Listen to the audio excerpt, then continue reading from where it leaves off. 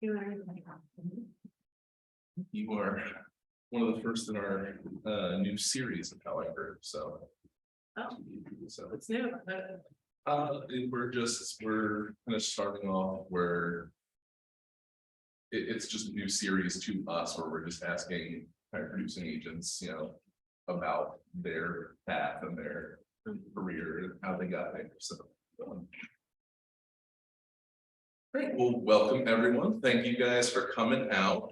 As I was just kind of saying, this is part of a new series called How I Grew, where we are taking agents like Mon and asking them, how they got to where they are. One of our, Mon is one of our higher producing agents, one of our more established agents, and one of our, agents that we really respect and admire, and we want to know, for especially those of you who are new to the business or are looking to take your business to the next level, what they have been through that you might be able to learn from and grow with. So without further ado, I'll ask you to kind of introduce yourself and talk about, how long you've been in the business, what your production is, just a little brief overview.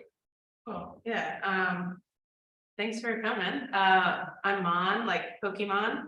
My pronouns are they, them, and I am about 5 years into the business. Starting year 6 in August. It's been a minute.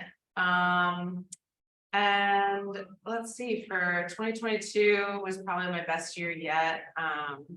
Well, I think on Keller Williams side, I was around like 12 million in sales volume, but really 16 since I left the team and started on my own. So yeah, it's been a journey, and I've always been here at this particular office since day one.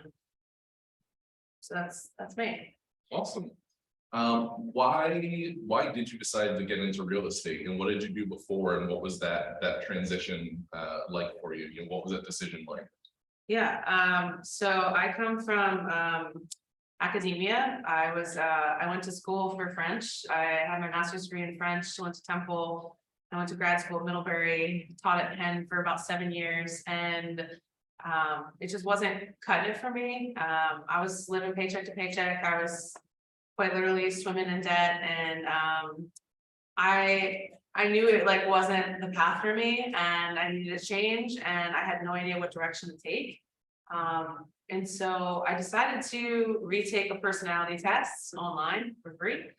And at the end, based on your personality, they're like, you would be great at, and then the first thing they suggested was being a professor. And I was like, great, like I'm trying to do a career change here. And then the next thing was like real estate agent. And I laughed so hard. I was like, I would never do real estate. I was like, literally never. This is a joke, and I was like, let me just, trust the process. Although we did not trust the process on Sunday. If anyone's a Sixers fan here. Still really sore about that loss. Anyway, so I trusted the process with the results, and I was like, let me just ask a couple close friends, like, get their opinion. Like, could you see me doing real estate? Like, is this a joke? Like, would I even be good at it? And I asked a few close friends, and they were all like, actually, yeah, you would be good at it, And I was like, oh, maybe I'll give it a shot. And then I learned that it's one of the easiest industries to get in. The barrier to entry is very, very low. It's not like you're going to college where you have to pay thousands of dollars to get one college course. So I thought it was very feasible. A couple $100 per course, which I was like, okay, I can kind of swing that. And I was like, let me just try this one course at Temple University Real Estate Institute. And I took the course, and like day one of class, I was like, oh wow, like I'm hooked. I love it here. And my class was awesome. This is, 2018, so this is pre-pandemic. We were in person. I know a lot of people do their classes online, but I had a great experience in person. I learned so much. I had a fantastic instructor. She's a broker in Philly as well. And I just like learned from the best. I loved it. And I just like hit the ground running. I, did both classes. Back when I got licensed, it was only 60 hours of education. I think it's 75 now. So I only had to do 2 classes, and then passed the exam on the first try. And then got my license here at KW Philadelphia. I had a friend who used to work here who kind of became my mentor, who I met with throughout those real estate classes. So I started shadowing people every Friday. I'd come in before I was even licensed, just learning, observing, watching, asking questions. So I knew where I was going to go right away. Plus, my real estate instructor said, this is the time you should be interviewing brokerages. It's not after you pass the exam. You should know where you're going to go, right? When you get licensed. So that was it. I was hooked and I knew right away. And that's kind of how I changed my career path and trajectory. But one of the things that helped float me during that time, because I'm sure everyone knows that, it's commission based. So it's like money's not rolling in. And I was having trouble, and so I continued to teach a couple classes at Penn to help pay my bills. And then every free moment I had, weekends, nights, everything, I was always doing real estate. So I started to do just kind of bare minimum at my other job and really focus all my energy and effort on real estate learning. There's a huge learning curve, lots, obviously huge jump from classes to what actually happens in person. So that's kind of how I got into real estate. Just total career change path for me. And I'm the kind of person that I don't do desk jobs. I tried the 9 to 5. I did that about 10 years ago. It was my first job. I can't do 9 to 5. I'm not cut out for it. I can't sit chained to a desk all day. Although I do have some office days here and now, but it's different. I like setting my own schedule. I like being my own boss. I like, having that flexibility is really important to me. I just didn't thrive in an environment where I had to report to someone. And so I prefer this kind of job, and I like working for myself. I don't think I'll ever go back to, being a W-2 employee again. So I'm hooked, and I just like that. It motivates me. In real estate, it never gets boring. Literally every transaction, every house, every client, everything is different every single time. And so for me, as someone who's a Gemini, which, my birthday is actually a week from today, I need a lot of stimulation to be satisfied and fulfilled in my job. So, real estate keeps you on your toes, literally. Everything is different. It's always a learning process. There's still things that I continue to learn, and it's humbling. And I, am embarrassed because I used to have these stereotypes of real estate agents back in 2018. And I was I would never go into real estate. No way. I just went, and I was wait a second. And so I realized, most of the people in this field are pretty hardworking and dedicated professional people. And so I was wrong. And it's the hardest I've ever worked in any job. I've done a lot of jobs in my life, and it's the most rewarding and definitely the most hardworking, but I love it. Just checks all my boxes to be satisfied. That's awesome. Well, you are one of the most driven and hardest working people that I know. And what is the biggest motivator for you? What helps you keep that mindset? Yeah, so I would say, knowing that's tough because there's no guaranteed income, right? You have to just be out there hustling, and I think that's a motivator. And trying to be consistent with everything, that's my biggest motivator. And I'd say, as far as clients and meeting new people go, I think you have to come from a place of contribution where you're offering value to someone, you're offering education. And that's what motivates me every day, is because there's so much lack of information out there about buying, selling, anything involving real estate. People have no idea, literally zero clue. And it shouldn't be like that. It shouldn't, this should be taught. It should be taught at a young age. And it's not taught in schools, even to this day. Same thing too, how to file your taxes. It's really practical information. It's probably the most practical job I've ever had. And it applies to everyone.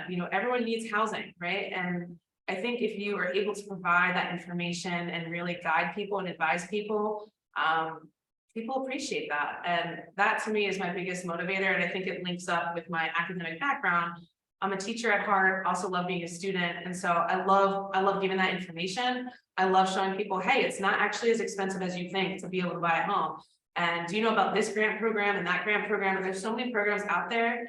And I think that's too what makes being a good realtor. Like, I don't work with any client of any particular budget. I am not a luxury agent. I meet people where they're at and help them and find the best possible strategy and way to get them into a house. At the end of the day, I want everyone to be able to build and create generational wealth for themselves. So that's my biggest motivator. What were the most helpful tools that helped you get from that year one to, ramping up? I mean, over the past few years, you've ramped up your production year over year quite significantly. What helped you get from that brand new spot to a spot where growth was the only thing that you could do? Yeah, it's a great question. I invested a lot of time in energy and social media. A lot of people in real estate don't know how to use social media straight up, and just like don't know how to use it well.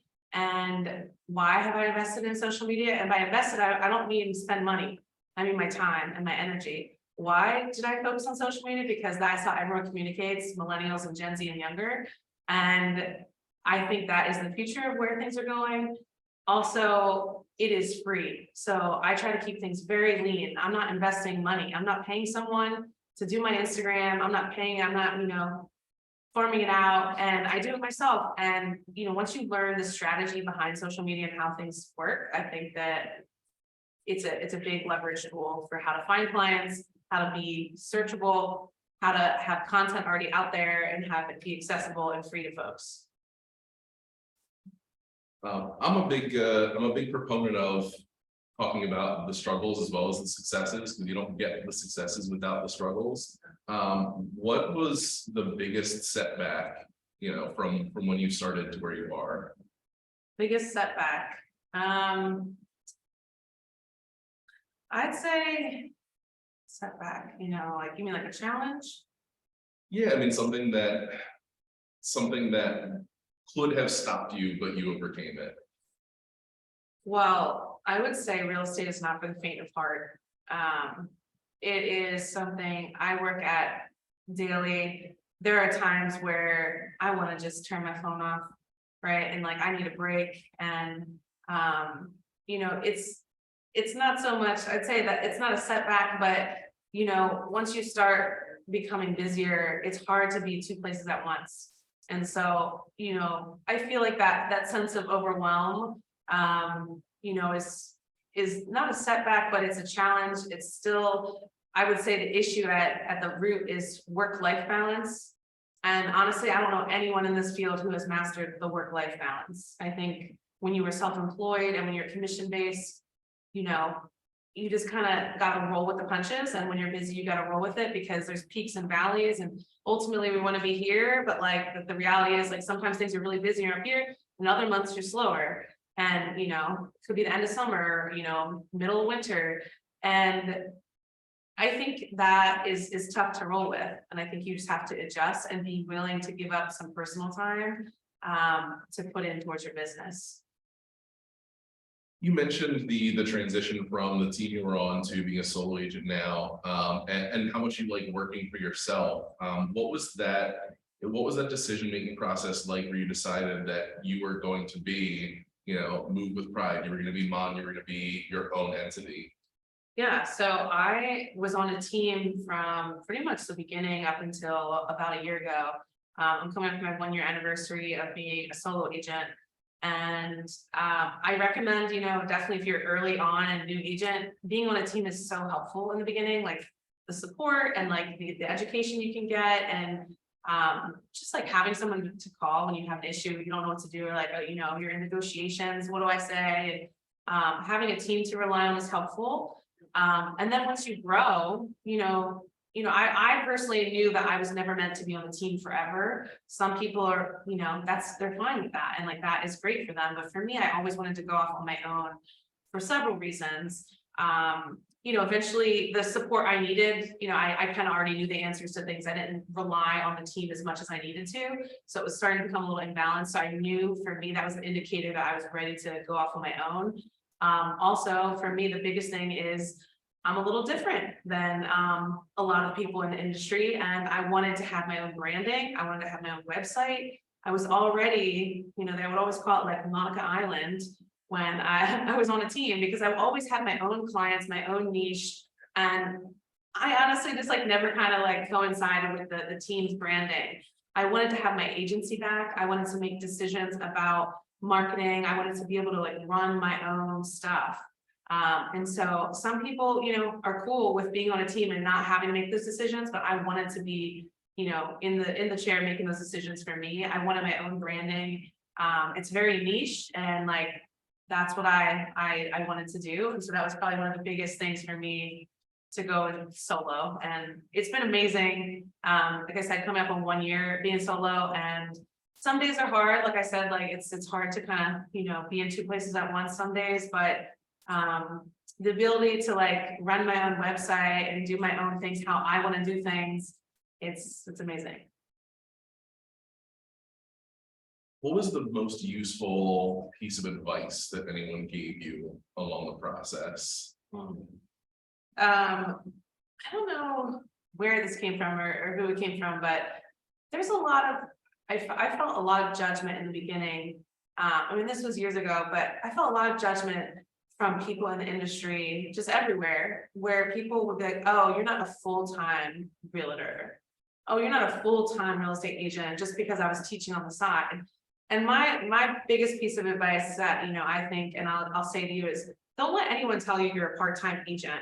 If you have to, teach a class on the side, or like, work such and such job on the side to pay your bills so that you can get off and running, like, then do it. Like, you're not a part-time agent. So like, I hate that stereotype in real estate. I don't know if anyone's heard it, but like, there's a lot of judgment behind that, as if like you're not as dedicated to being a realtor because you're not full-time. And I just think that's like BS, So I'd say, like, don't let anyone tell you you're a part-time agent. You do you, like, you got to pay your bills, get your job done, and then focus all your time on real estate. So, again, going back to our struggles and our failures making us who we are, what would you say was your biggest failure in the real estate industry? I mean, definitely, it's the worst feeling is like when a client is upset with you. It's like the worst thing in the world. Like for me, I take everything personally, and that is hard to be in this business of relationships with people. And if you have to know that at the end of the day, you're not going to please everyone, right? And like, some things might slip through the cracks. You got to do your best. And I would say, like, I remember a few years ago, it must have been 2020, I think, like right in the beginning of the pandemic, one particular seller client got very upset and like wrote this nasty email, and it made me so sad. I literally cried, and it was just the meanest email like anyone could have written.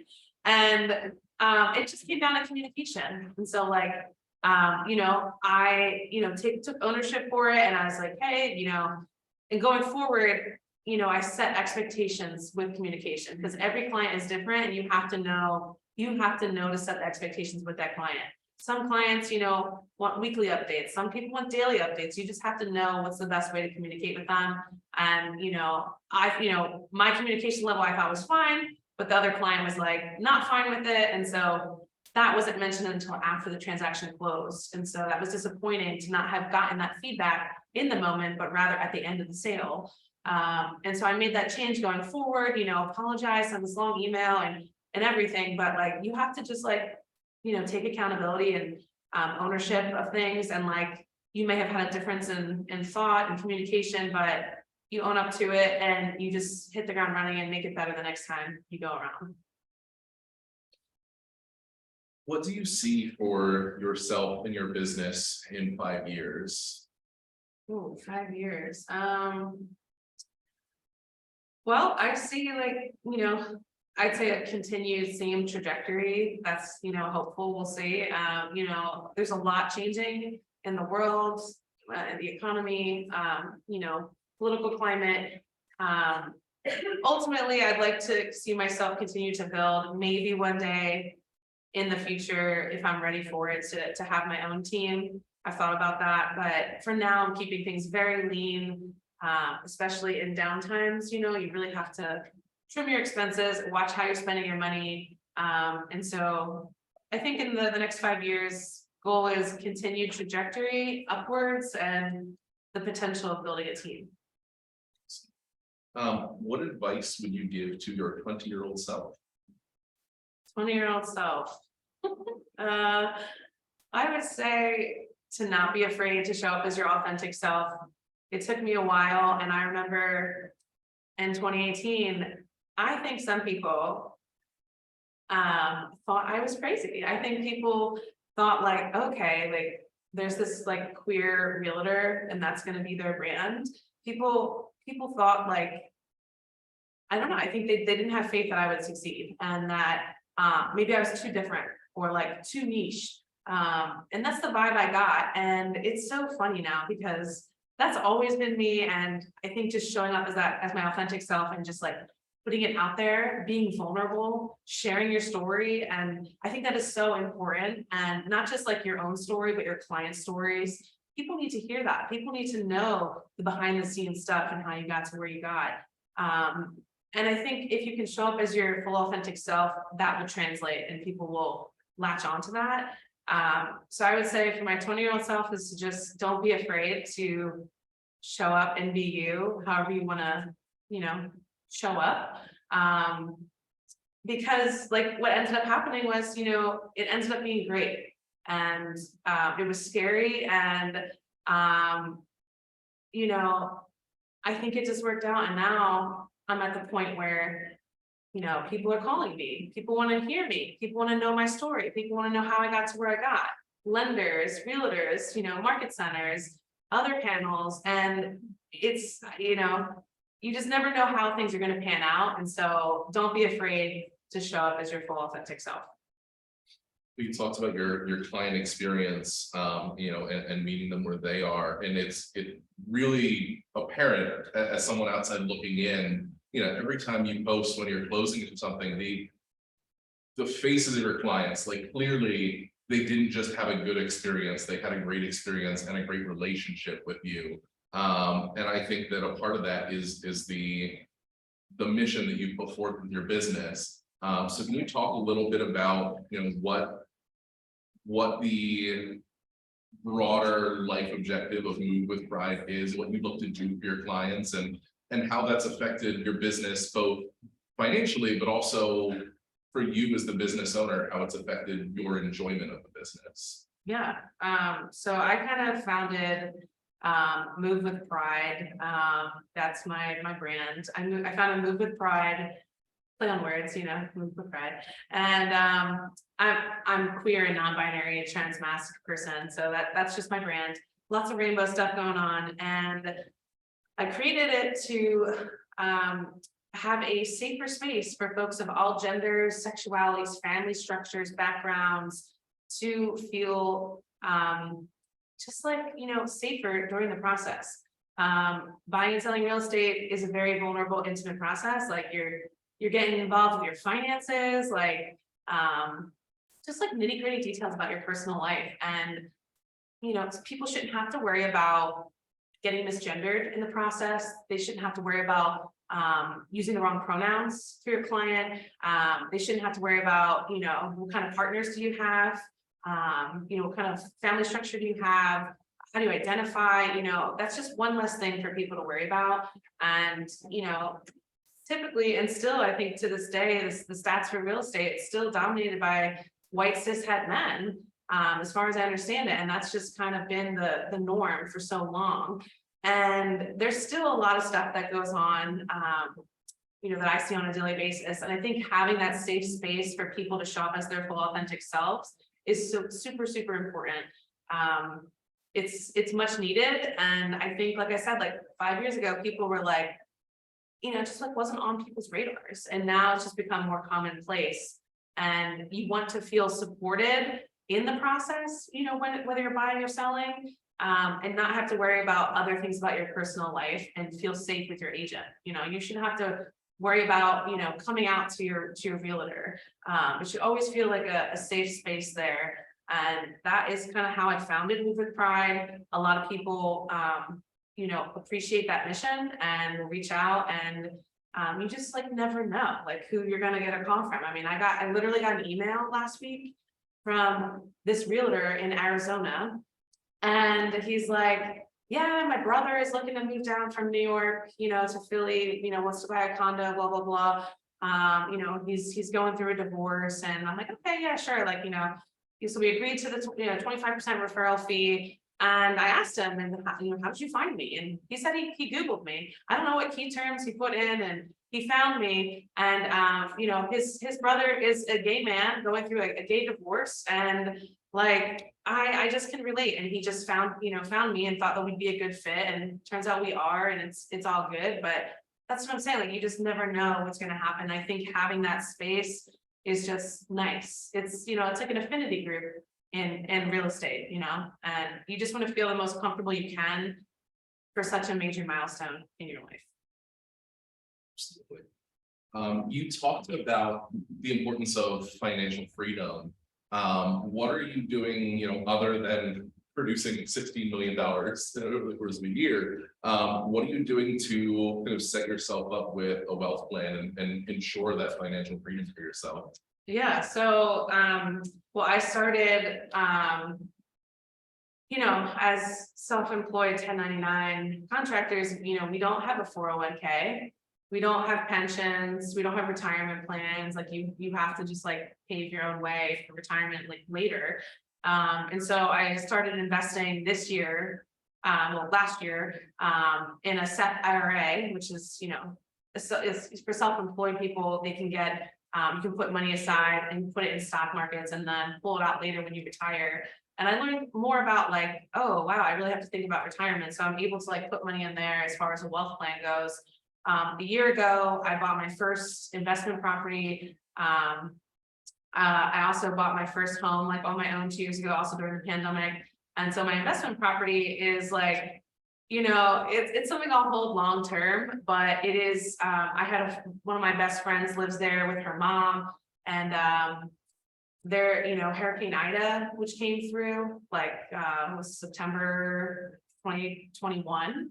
I don't know if everyone remembers that when like 676 flooded. It was like crazy. Well, I had my best friend lived in Downingtown in the suburbs also flooded, and got evacuated from their house out there, and they were just renting. Anyway, so long story short, like they needed a place to live, and my friend just like, there's no way a landlord would ever rent to my friends, like terrible stuff, terrible credit, like unemployment, from due to pandemic layoffs. And so I wanted to get them housed right away. Like, they were literally in temporary housing in a hotel, really, really bad conditions. And so now they've been there for a year. And, as far as investment goes, it's, I'm literally not making any money off of them, which, some people will say that's not the way how to do investment, but long-term strategy, it will be long-term equity. And, I did the right thing at the time, but eventually I would like to, buy another property.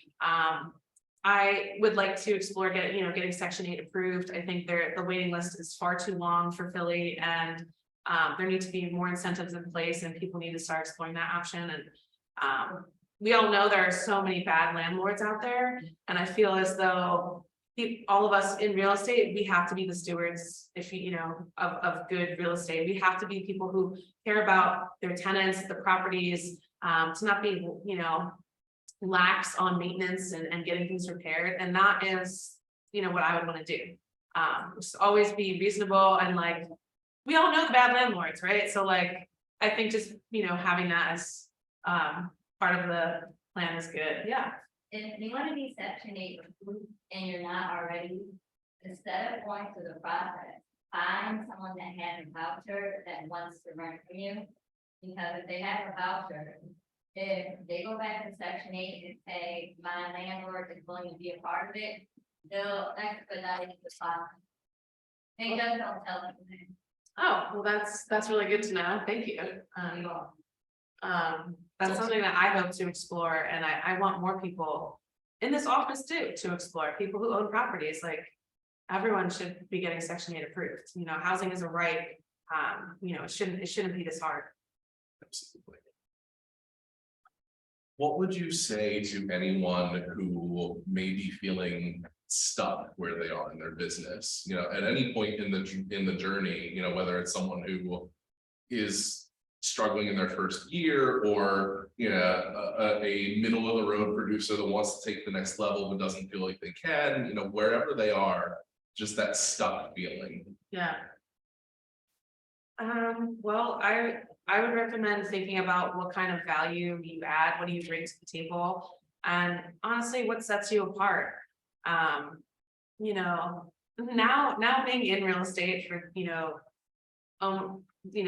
5 years basically, you see a lot, like you see a lot, and I'm not gonna lie, there are a lot of bad agents out there, and so many people I've heard terrible experiences of, you know, with, and like people's stories.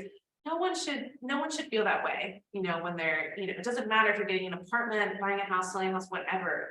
Like I always tell people, you were in the driver's seat. You can hire and interview whoever you'd like. You can walk away if it's not the right fit. Like, you know, you have to make it right for you. And so as real estate agents, I think that we have to set ourselves apart. Like what makes you different? I remember in the beginning, you know, thinking like, how am I ever gonna get clients? Like who's gonna work with me? Like, you know, I'm just like newly licensed. And I remember and I was just like thinking, I was like, you know what? And one of my lines was like meeting new people and like, you're like, oh, well, how long have you been in the business? And you're like, oh, 6 months. And you feel like, oh man, this is going to be the deal breaker. You're not going to work with me because I've only been in business for 6 months. And then I think it's, you know, how you spin that. And I'm like, yeah, 6 months, but I have the time and the energy to work for you. Like, here's, you know, I'm not working with a million people. I have all the time in the world to dedicate to you. And some people love that. They want to hear that.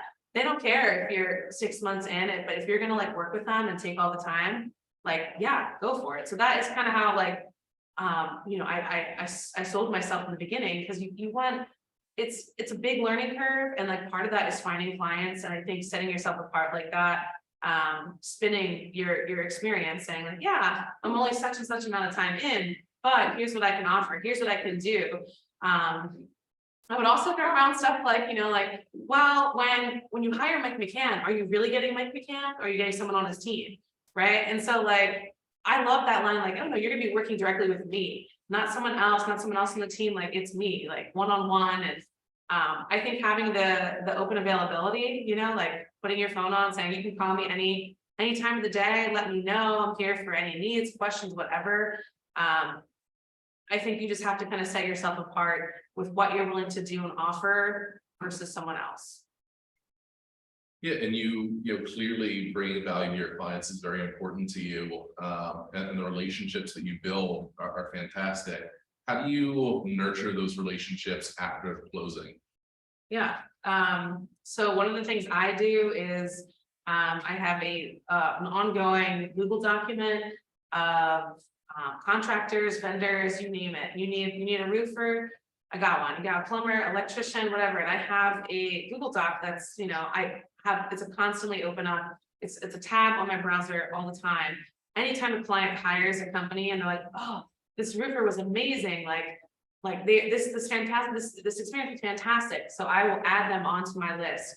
And so this list it's a curated list. It's like, and you know, I categorize everything by service, alphabetically, and it's a vetted list from clients. And so I give that out for people that need, you know, who need stuff. I think just committing to the ongoing relationship, it's not like a hi and bye at the end once the deal closes. Following up and checking in to see how their move went. You know, do they need any help with anything? Staying in touch, you know, as far as like reaching out, whether that be on social media. It doesn't always have to be in such a formal capacity. You know, I'm friends with most of my clients, and we follow each other on social media and just engaging with their content. You know, if they have a baby, if they had this or that, they adopted a dog, like reaching out and just like commenting and, you know, checking in that way. So it doesn't always have to be like business related, but just like organic, natural stuff that you would do for anyone, any friend. And then just like being there for if and when the time comes, like if the roof starts leaking, you know, every time it rains, you know, and like we had a couple weeks ago, there was like 3 days was like the Broad Street run. It was like raining for like 3 days straight.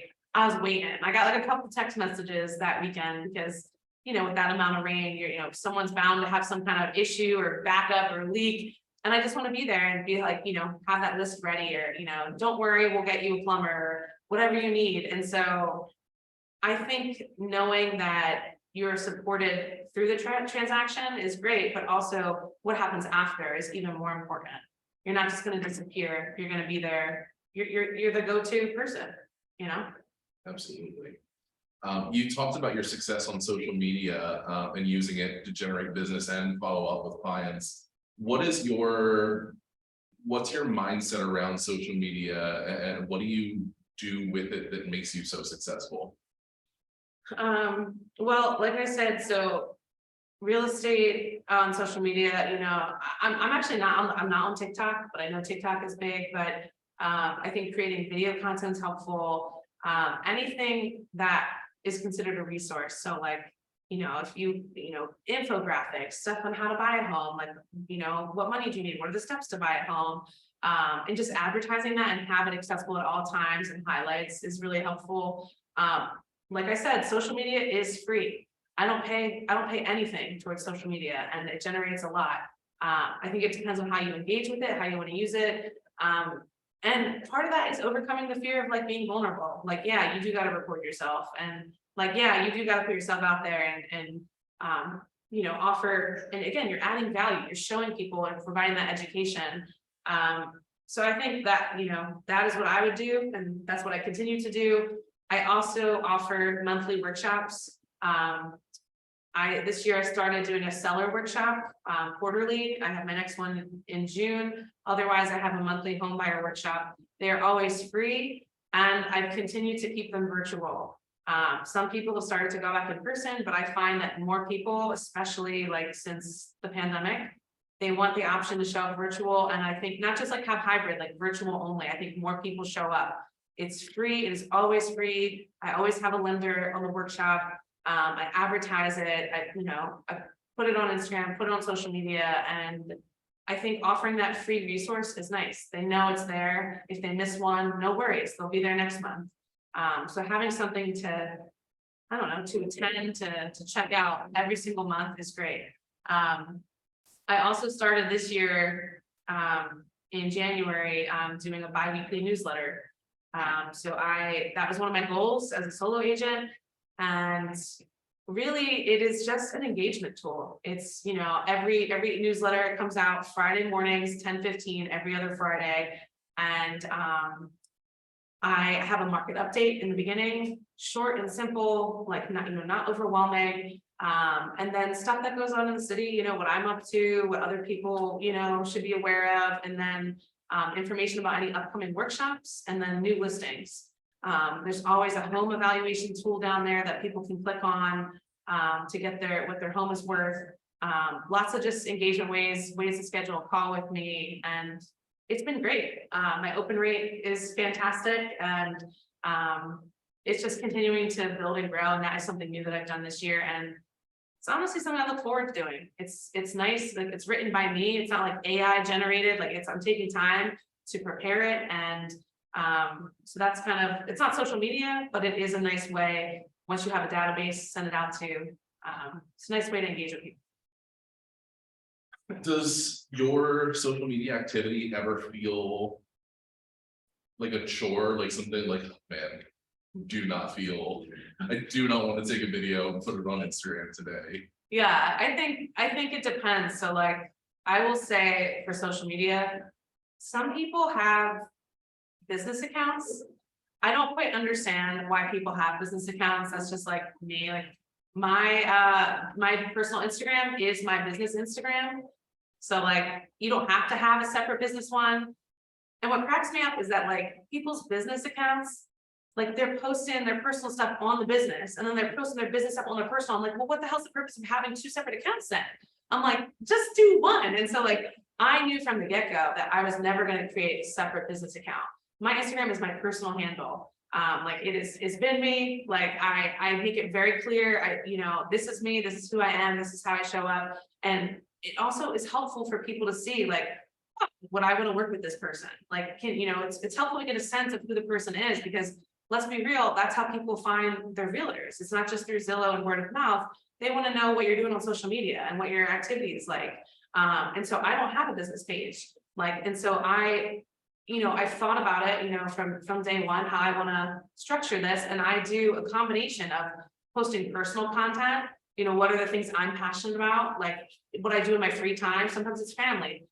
Let's be real, it's food. I love food. I'm vegan. I like to eat animals. Like I love my dog. I love my cat. I love animals in general. And then real estate stuff, like what's going on in real estate, and then like whatever else I'm up to, like traveling. And I think it's helpful to see that, like, it's all blended. It's not purely real estate focused. And so like that is just how I've run my stuff. But again, some people really want the business account. But if you're going to post the personal stuff on the business and vice versa, then it doesn't make sense to me. But everyone has their own strategy and method. Well, we are getting towards the end. Does anyone have any questions for Mon?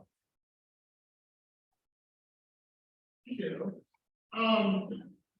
Thank you. Can you take me back to that time in your career when you decided to niche down and you did such an amazing job of doing that?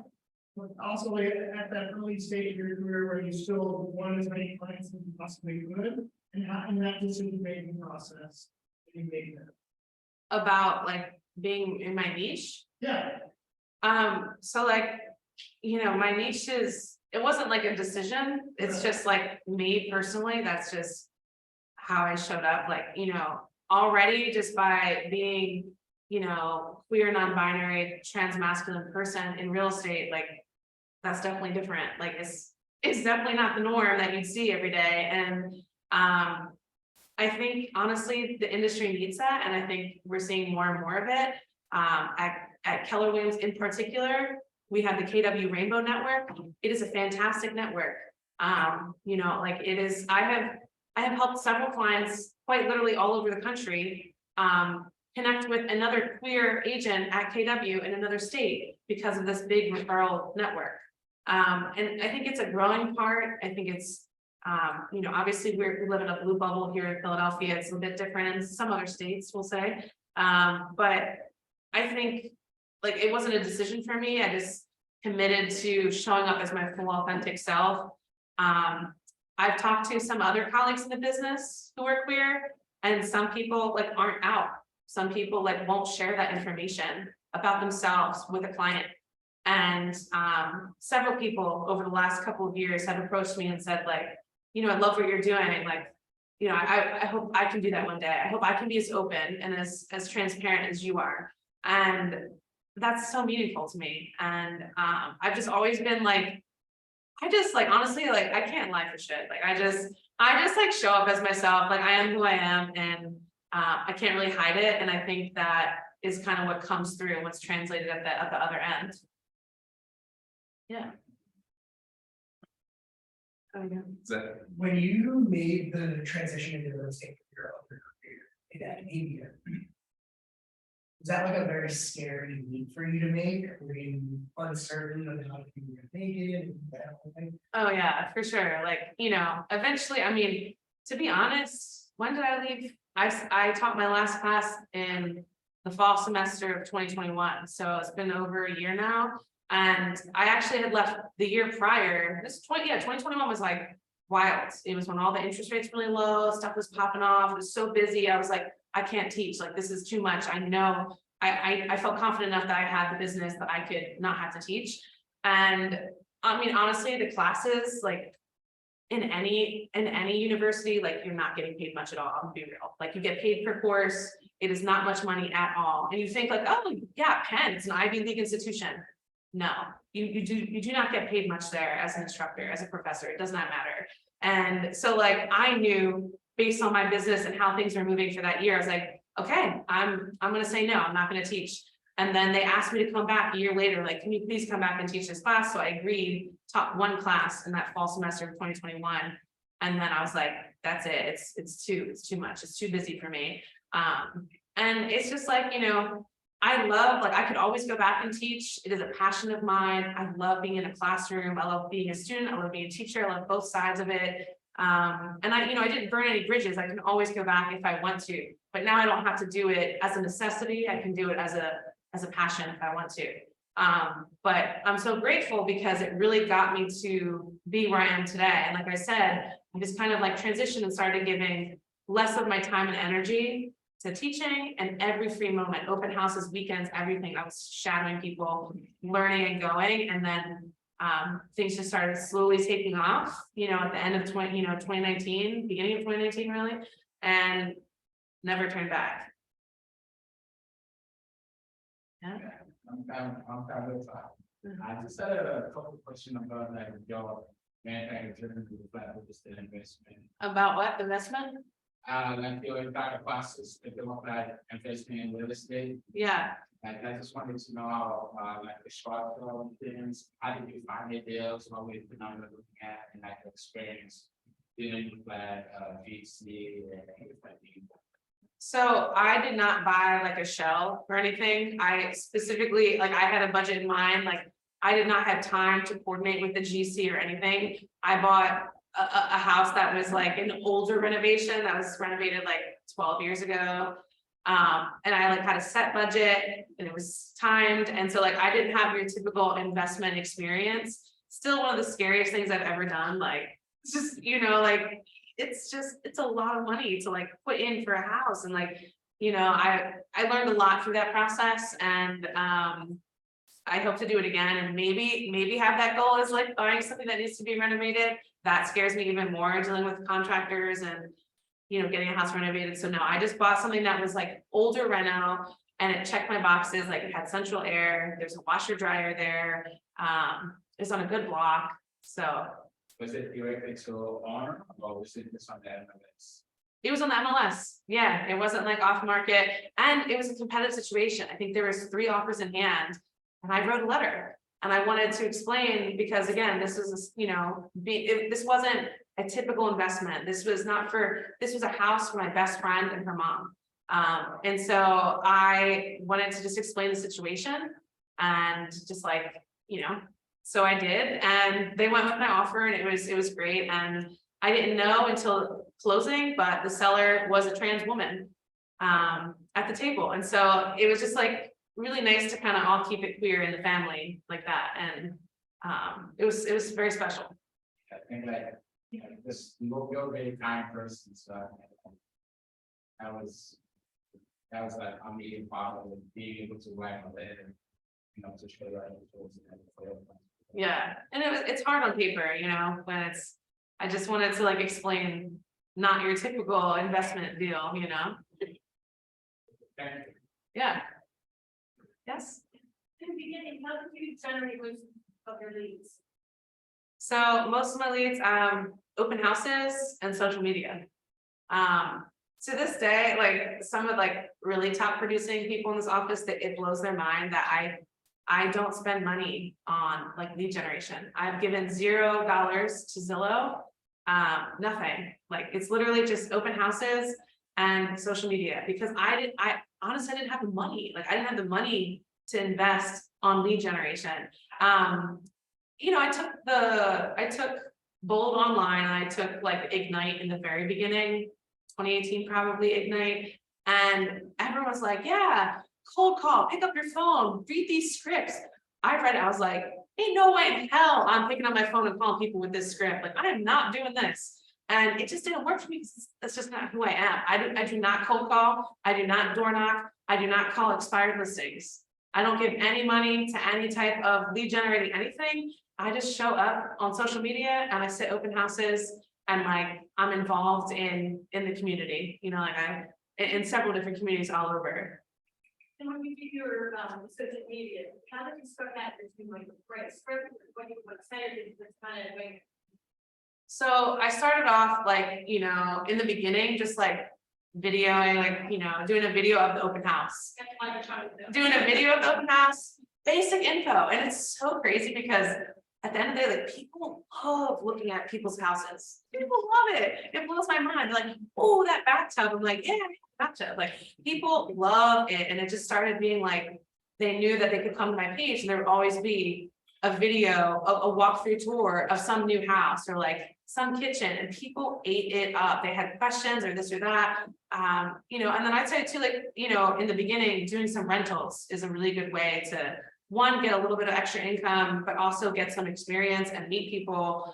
But as far as social media goes, all I did was like start very little. Like, now I know the strategy and a lot of information about Instagram and how social media works behind the scenes.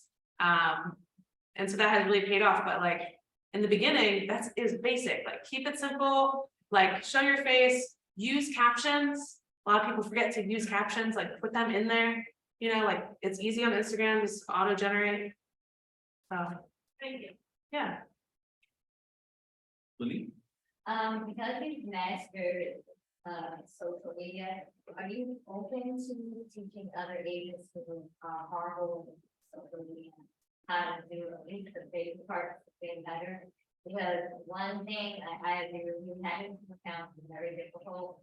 I'm gonna be very transparent, I'm horrible. I'm not a single person for one, and then to have two separate accounts, it's, to me, it's just too much. I know a lot of people say it's not too much, but for me personally, it's just too much. Yeah. It's very frustrating. Also, because you like teaching, are you open to going back and teaching real estate? And connecting with your account, if you did go back to me? Yeah, actually, I did get a call from someone at GPAR. I don't know, I haven't called them back, but it was specifically about teaching real estate. And I was like, oh, wow, like, maybe, like, I would, you know, I really learned from one of the best instructors, and I credit her a lot. There's a panel next month with Real Producers Magazine that she's hosting it. Her name's Janice Benstock. She's pretty well known in the Philly area. It's a free panel with the magazine, and it's specifically geared towards people who want to get involved in real estate. So it's like free license, a lot of good information. It's a lot of people how they got their starts. But yes, to answer your question, I would, you know, be open to like teaching, like, you know, like, I'm not like a guru like that. I'm not like a social media expert at all. I've just like learned a couple of key things. But those key things can really make a difference. Yeah, that's how I feel. I'm not looking to be a social media guru, but if I can learn key things and take over Yeah. for them or with them, I'm good at that. I'm one of those type of people. I know my limitations. Social media is a limitation. Yeah, that's, Yeah. yeah, there you go. Yeah. I'm learning a few key things that are gonna get me moving. I'm gonna be honest, I'm not gonna invest a lot. Like put money into like social media. Yeah. I know that's not for me. Yeah, and some people do, like, you know, from what I understand, but you don't have to. And like, it's a big leveraging tool, especially in the beginning when you want to keep your expenses lean. On a great class, I've really been watching it via Zoom. I forgot I was doing today, so I'm like, oh. You gotta vote, yes. Get out there and vote, you know? So I don't. So Yeah. primarily, your daily touches in your database, you call, you use whatever you think outlet that person in your life would like to be reached out to, be it social media, text, email. That's what I always, I mean, it's just at the end of the day, you can do it, but right now it's bold, so it's 100 conversations and. Yeah. You know, we're hearing that out, but I'm just trying to find how it's that in my business, so. I'm just curious. Yeah, I think that's a hard thing to really master and figure out what works for you, but for me, it's like, I think it's how you view and interpret what those daily touches or the touch looks like in general. And so, I said earlier, I think, you know, just engaging with people's content, like social media is great, not only for like building your business, but for seeing what's going on in other people's lives. When people have babies, they adopt new dogs or whatever, cats, something in their life is there to celebrate. Send them a card in the mail, shoot them a text, call them, leave them a voicemail, like shoot them an email, like just like natural ways to kind of connect. And like I said, it's not always about real estate. It's not, you know, whether it's before or after, whatever point, if it's a new client, old client, you know, past client.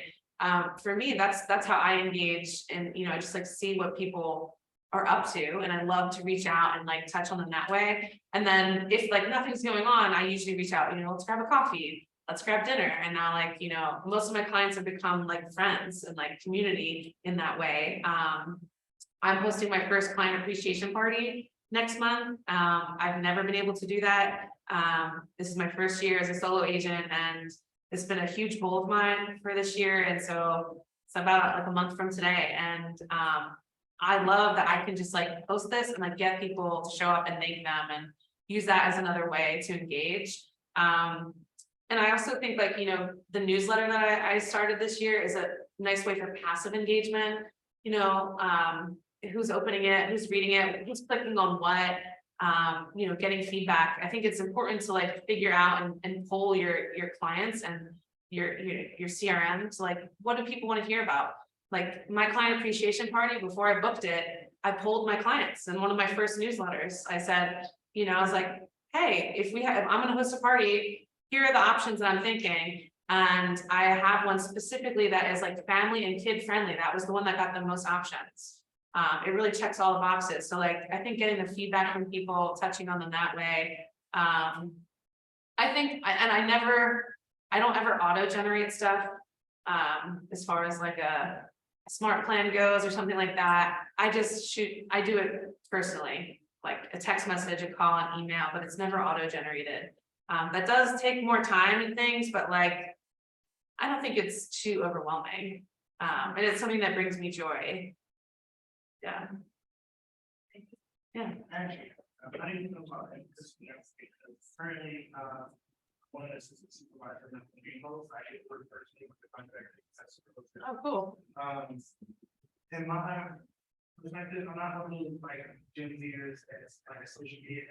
I like talking here. So most of my connections that I have is not really possible. So a lot of times they know that, but they're still like, hey, give me a number, I keep real estate development, like that's it, that's the best. They allow me to be a part of, I don't know if you're the Delco property investor. I'm actually looking at the purchase stickers for friends. I'm using the investments. I'm also doing this Sunday, very nice event, and really, Yeah. we got to work out anywhere. There must be the meeting there. So, yeah, how do you feel more than a person? Like, if you're not a social media person, but you're a creator, how do you feel with pitches? I think it's a great idea. It sounds like you're already going to a bunch of meetings. And I think if that is, yourself best, like if that's how you meet people and connect with people, then keep showing up at all those meetings. I think it wouldn't hurt to maybe check out some open houses, like not like hosting them, but just like go as an attendee and just see how, shadow someone or just like look at what's going on. Like they're free and open to the public. Checking out someone that way, like, you can meet an agent that way. But like as far as networking goes, yeah, keep doing you. In-person networking is great if that's what works, and you have, you create genuine connections, that's great. And like just because you're not social media oriented doesn't mean that you can't use social media. You can still follow everyone else, look at what they're up to. Like, see what are they posting about? What's their video content like? Is, one of the biggest things for Instagram, as far as like what I've learned, is that when you want to edit your own stuff, you should choose like 5 people whose content you really like and vibe with and follow them. And why do you like it? Is it the style of how they post?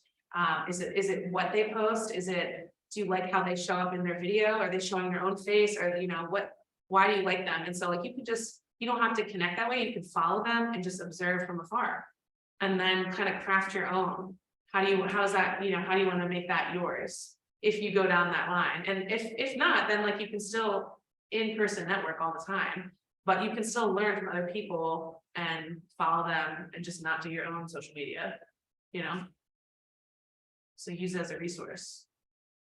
Well, I want to thank you, Mon, for doing this. Your authenticity is something that, I have always admired and tried to learn from, and I think that it was really helpful for everyone here. So thank you so much. Yeah, thanks for having me.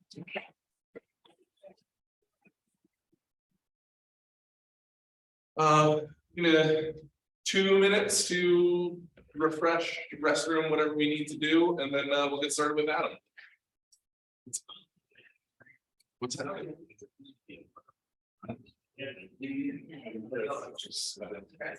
I'm like the big, Andrew, we aren't in the main purpose of what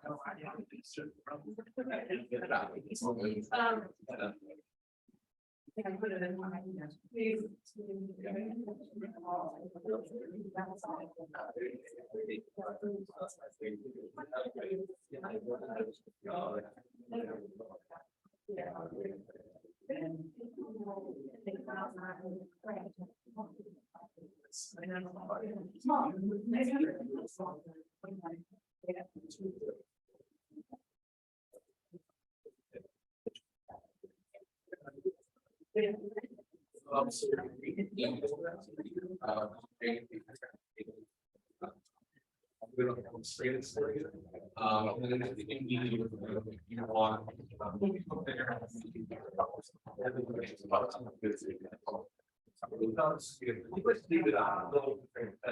Yeah. Yeah, whenever you move into, you want us to, please slide it. Do something else.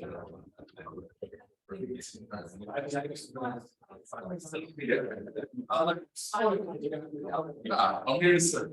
I don't know.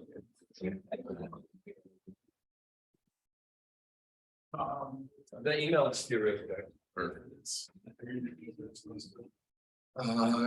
We need me to not be. I just want to ask you a question. Yeah, I'll come up to you at noon. Might not. I'm being, next. Okay. I just wasn't prepared to be here this last week. No, I'm gonna get like, I'll go and set up and everything. But then if you need to run upstairs. 2 minutes. I'll make that. I don't.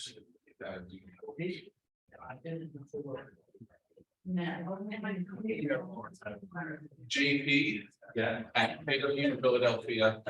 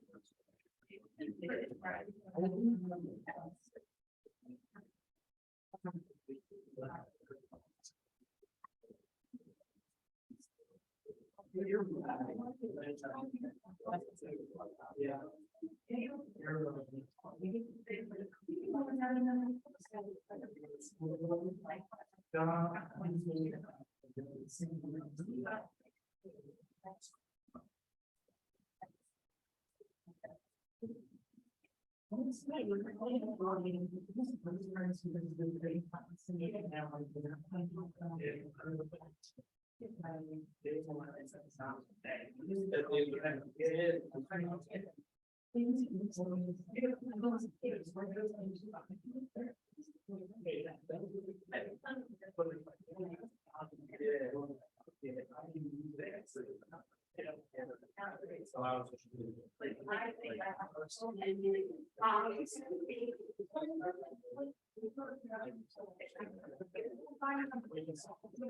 think we're gonna get started with the next class.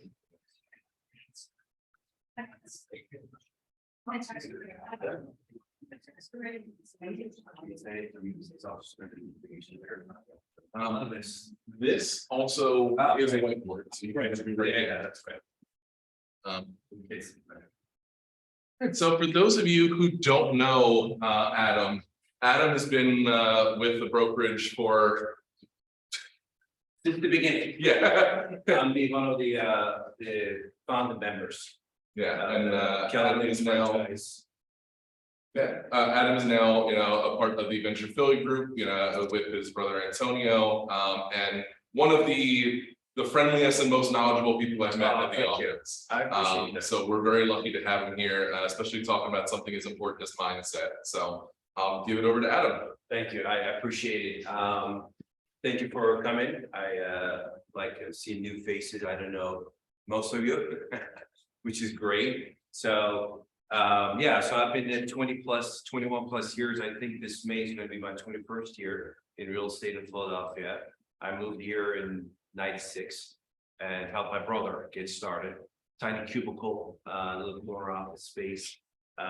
Helped him actually put up a desk together, and so you can and he was so excited to have his own private space. So just sole agent, just like you. And then I graduated school in FAU, Florida. I was doing consulting down there in IT. I was working with small businesses already. We always had entrepreneurship in our family. My father was like that. Really came from nothing, and so we've seen I have no choice. And none of us are employable. We all have to do our own thing. And so this real estate was amazing for that, right? Because you're in charge of your destiny, right? So anyway, together we made a great duo. My technology background, his sales abilities, and risk history, right? Double, triple business every year. We became one of the fastest growing teams in the city. We were started back in the day in Prudential, preferred properties, Fox and Roaches, and all that stuff. I was in office of 4th and Walnut Street, and grew. And then about 10 years in, we said, what's next? And we sort of outgrown the culture there. And then we were looking around, and then we met Gary Keller through a mutual friend of ours in our team. Fell in love, instant, my God, this guy figured out everything. So, and from there, we've took a chance and left the company and started to spread from scratch. So it was Keller Group. Nobody knew anything about Keller Williams. I used to go to listing affairs like, who are you guys? I never heard of you, let alone, all of that stuff. So we had to build it from scratch. Anyway, so that's a short synopsis of that. And I've also was the productivity coach, mentor. I've mentored over, hundreds of people. They're here everywhere. I'm so proud of them. It was amazing experience building this franchise from ground up and working with those amazing people. Right, we had no idea where we're at the middle of all this craziness, but it was a beautiful thing to see down showing it, flourishing. So today we'll be talking about a mindset class. Because of the nature of what I used to do, a lot of consulting, a lot of coaching. I also have a separate consulting company. And so mindset is a big thing, right? Psychology. So I'm going to go over, and it's a huge topic, right? We could spend our entire lives looking about mindset. But I'm going to go over a couple of topics. My goal here is to leave you with questions, not give you the answers here as much. I'm going to show you what worked for me, what I've learned from other people, right? I stand at the shoulder of giants. I work with amazing people. I've also hired top coaches in the world. I paid a lot of money just to stay in it, just to compare, right? So leave you with more questions so that you can explore these things further in your own time, in your own way, just to pique your curiosity, okay? So, and then any questions, feel free to interrupt me. This is by any means no lecture, I'm learning from you, right? And I love doing that, okay? So it's a training for myself as well. So that's a mouse. Great, so how do we define mindset, first of all? Right, so what do you think mindset is? When you think of the first thing comes to your mind when you think about mindset, besides the word mind? Right? What are they? The ability to adapt. Say a little louder. The ability to adapt. Great, an ability to adapt to situations. I love it. Awesome. Anybody else? When you do something. Great, perspective. Great, one more. Apology. There you go. Right, it's all of it. Awesome. So just to define, right, collection of attitudes, beliefs, thought patterns, right? In a more simpler way.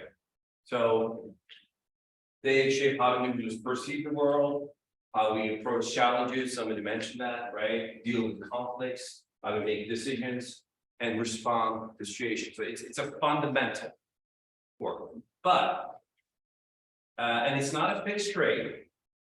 Right? It could be cultivated. And there are two types of mindset. Most people know about this, right?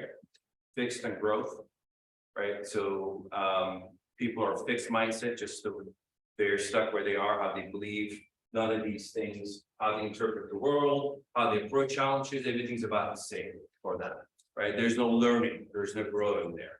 There's no new ideas coming in, it's just shut down, right? And the growth mindset is all about the name of it. You're constantly learning, growing, it's up out there. So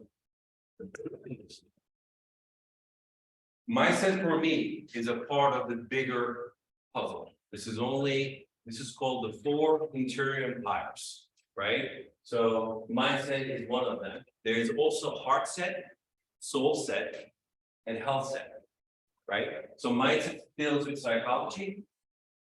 Heart set is all about your emotional being, your emotional intelligence, how you manage your emotions. And the soul set about spirituality, and health is about your physicality. So this is a part of the bigger picture, okay?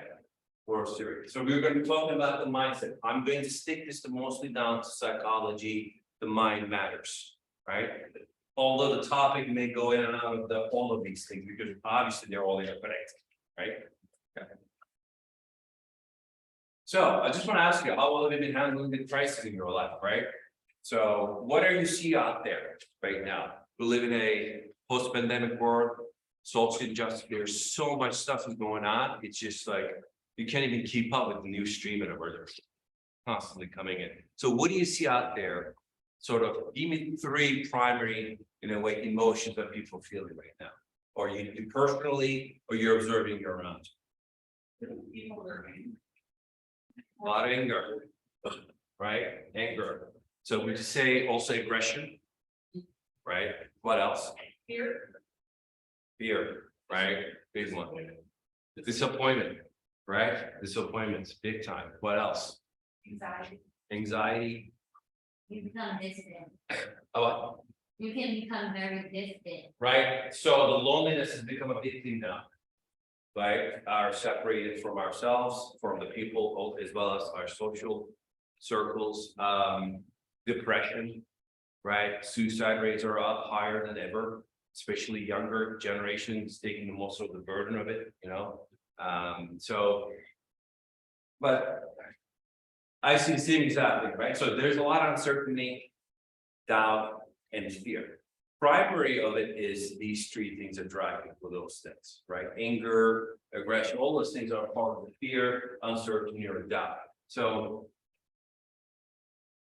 again, like we're seeing people having a hard time regulating emotions, right? Difficulty trusting now in the world. Everybody's like, who's up next?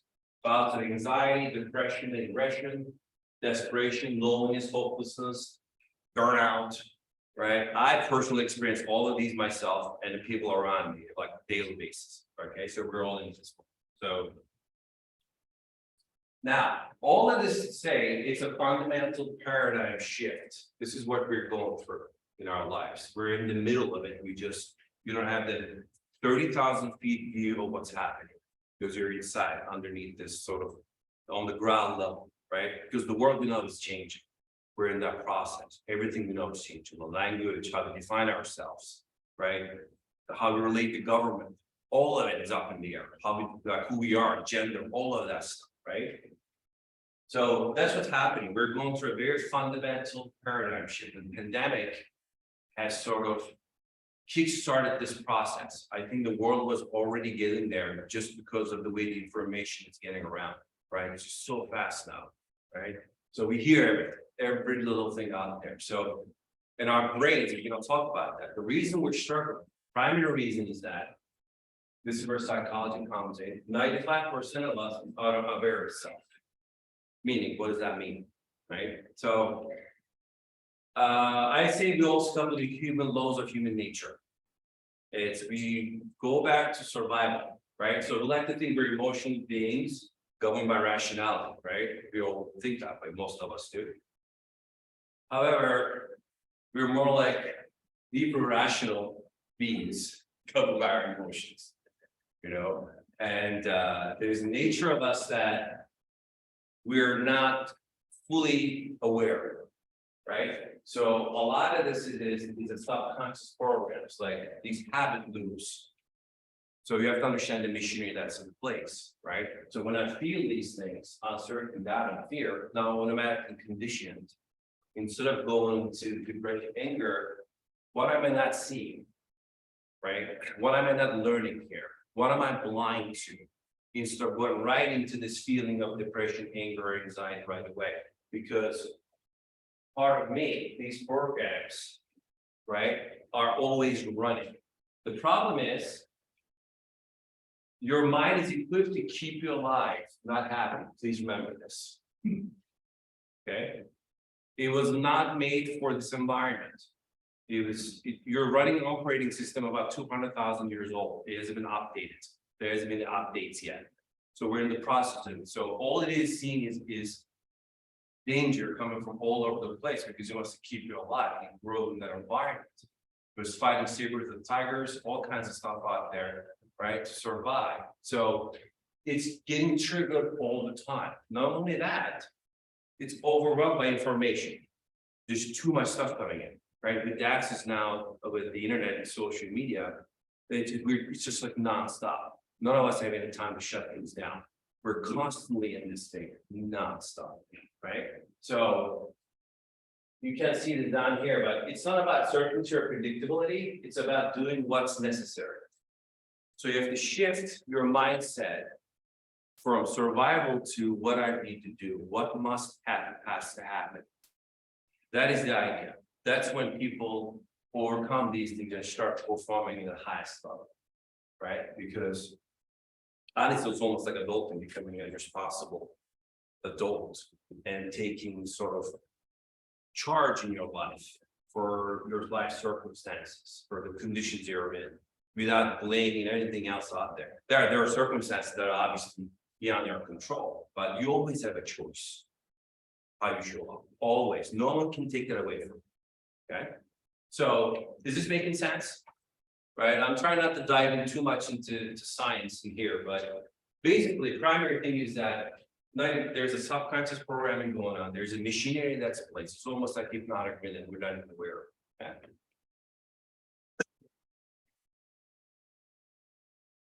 So I'm going to talk about something called psychological well-being. So how do we have a healthy, functioning, working mindset, right? This is sort of, these are all the psychiatrists and psychologists that have worked on these domains that make up this field, right? So obviously the part of the wheels are self-acceptance, right? I think she just talked about that earlier, right? Being authentic, being able to be who you are, purpose in life, right? Environmental mastery, positive relationships, personal growth, autonomy. And this is sort of a psychological view of hundreds of scientific research right here in this picture, okay? And you can Wikipedia this, you can find it. And these are the authors who came up, like Carl Jung, major influence in my life, right? I was a student of Freud, and he talked about, for example, the individuality, right? Or especially the archetypes, right? We all have archetypes. So maybe studying Jung a little bit.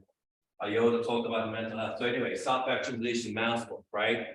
Have you guys heard of the Maslow's pyramid?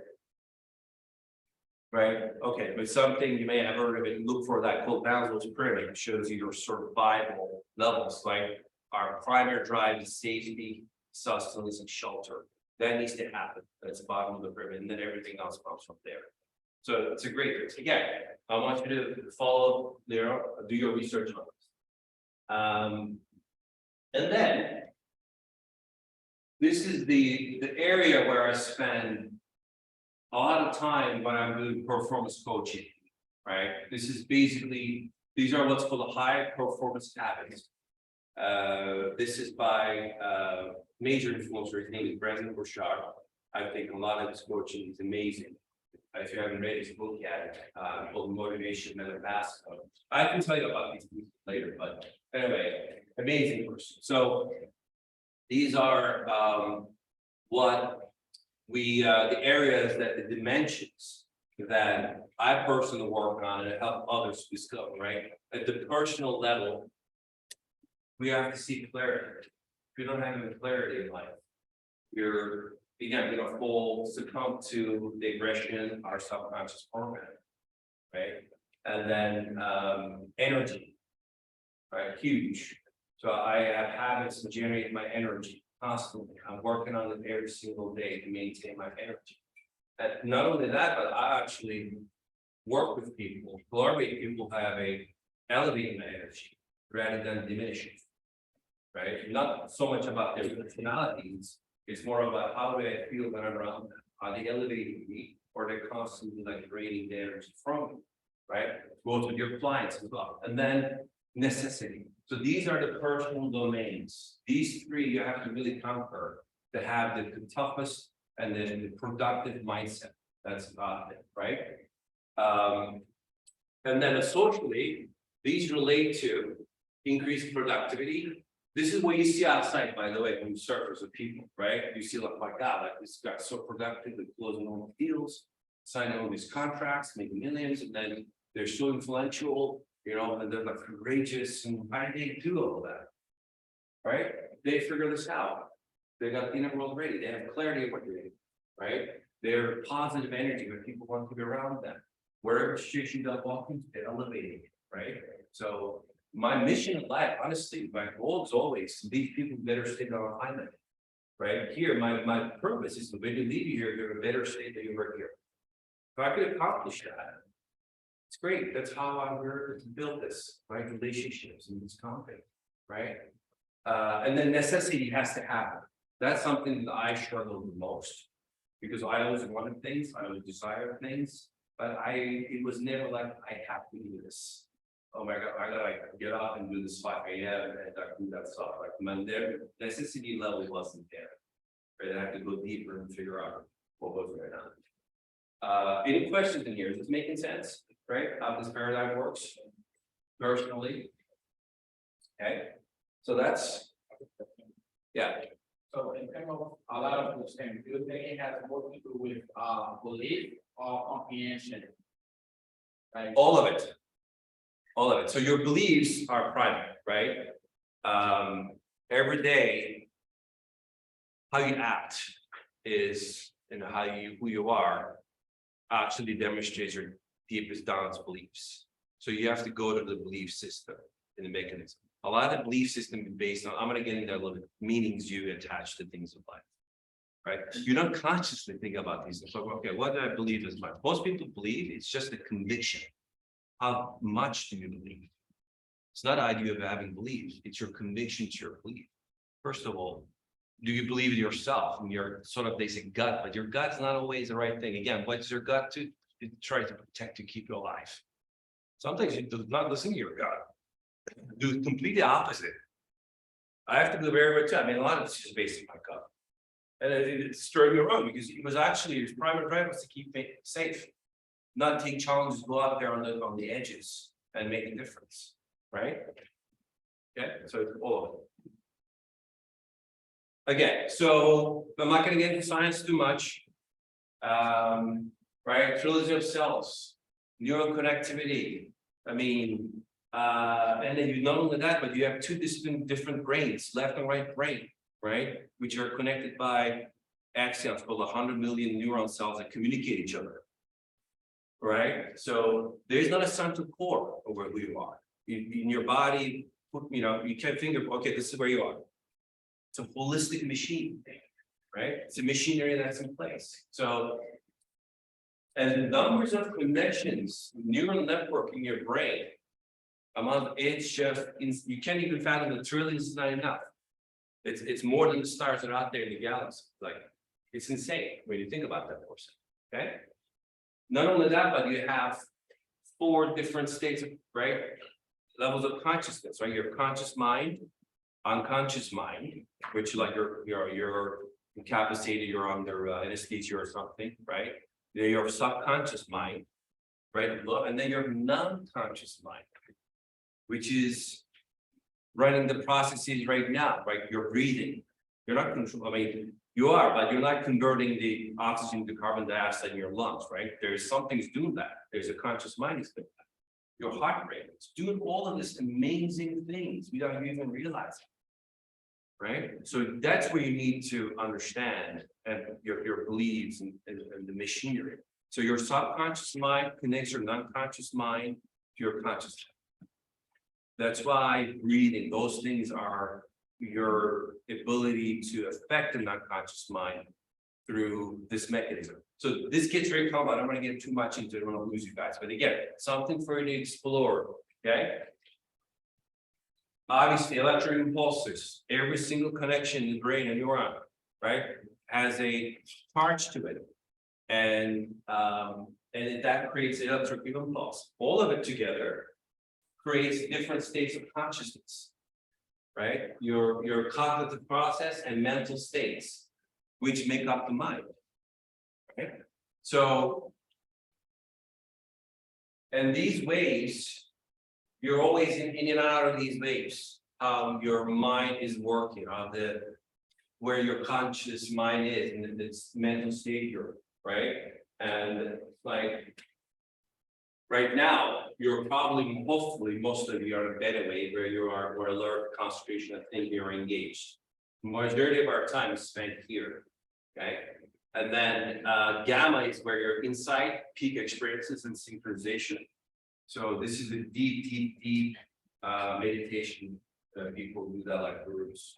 Alpha waves, again, it's a meditation, creativity. So when you're relaxed, when you're in a mood of creativity, your brain goes into alpha waves. So your neural network, and then theta waves and delta waves. Have you guys ever heard of these brain waves?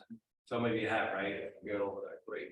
So the key here is that distinction is you're constantly going in and out. Most of your time you're in beta.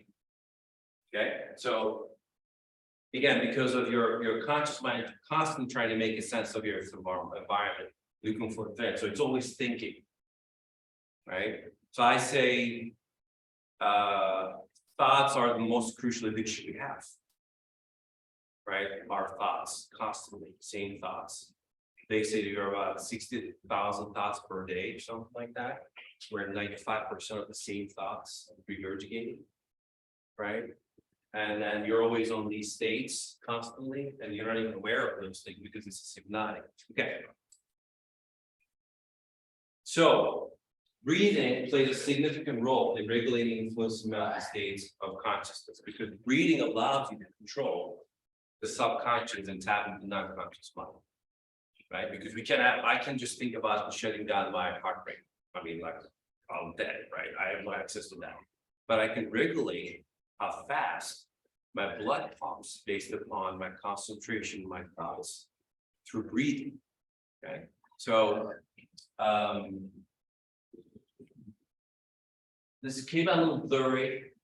Understand this is very little scientific, but understanding the structure of your brain is crucial. What you're made of, right? We have the prefrontal cortex. Have you guys ever heard of this? Some of this, right? You guys have seen all that, awesome, right? So this is where the highest function happens. This is the where we are in the highest form, right? We're the CEO, we have the enlightenment, we have all of that stuff comes from here. And then the amygdala, right, is in control of the emotional perceptions. And then hippocampus. So a lot of struggles in my life where I was stuck. I had to research and get down greedy. And once I started understanding the relationship between these parts of the brain, at least understanding the chemistry behind it, it allowed me to okay, wait a minute, like I'm constantly looking for something happened to me, my amygdala. It's like a thermostat, right? In this alert, traumatic, something happens to you. Now it's elevated. So what happens is it overwhelms the communication between hippocampus and prefrontal cortex. The reasonable part of me checks out. My working functional memory checks out. All I'm now is a survival. Not only a survival, but I'm looking for constantly threats to justify that. Okay, so understanding this relationship is extremely important. So amygdala and hippocampus actually shrink, and so they change in size. So majority of the fears we feel out there, if I do brain scans of people, there are now brain maps, by the way, you can see the connections in here that you see people's amygdalas are like unwatched. Or like they're basically spending most of this is the overtaking, the CEO is checked out. Right, part of your higher function of you is checked out, you're constantly fight or flight, your subconscious mind, right? And the hippocampus also shrinks because this is where it helps your prefrontal cortex and amygdala to regulate things. So when the amygdala takes over, you know to regulate emotions, all that out, and something that you get triggered in traffic, all of that stuff, right? You still do, by the way, it's inevitable. I don't know anybody who's not got triggered driving to Philadelphia. It's impossible. But I'm not out there, and then it's gone. And so I've learned the habit of this muscle being able to let it go, right? And not like I get angry because I've been that guy. I drive in the city too. Like it's insane. You can get under it, right?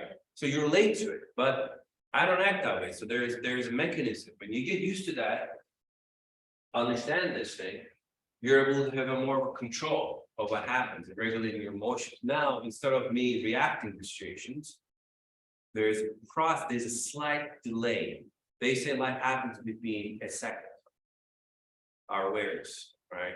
And that moment, like, oh, all right, I'm not gonna get into that. Well, load up that soft program, anger, all of that stuff, bypass it, move on, because I have no control, right? Anyway, hopefully I didn't get too much into science here, but want you to understand your brain. So this is where the breathing we talked about, the meditation comes in. I'm a big believer in meditation. I learned to meditate about 8 years ago. Right around when we were launching this company, all the craziness, I had to figure something out. I was gonna lose my mind. So I had to search everything like meditation. I learned something called transcendental meditation, but you can find out all types of meditation that's out there. Primarily, obviously, the science now proves these things, right? It's concentration increase. I mean, look at all these benefits, kindness. I'm the highest form of human being, a lot of the times that managing anxiety, reducing stress. So mindfulness meditation is the most popular one now. Everybody talks about that, but there are different types of meditation. But basically, you find a quiet place, comfortable posture. I'm not going to get into really the meditation there. You guys can watch all of this stuff. It's all out there. What to explore, right? But I thought I could never be a meditator most of my life. When I saw people meditating, I used to crack a lot. Like, what are you guys doing? Because I couldn't sit still for more than 30 seconds. My mind just like constantly fidgeting, all of that stuff, right?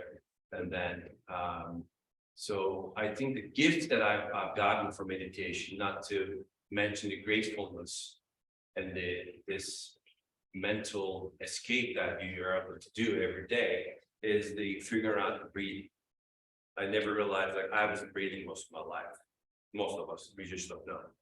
Meaning like we do these things and constantly like not hold our breaths, and I realize, wait a minute, like I don't really actually start going to your lower belly and stuff, so it really changes when you get more oxygen.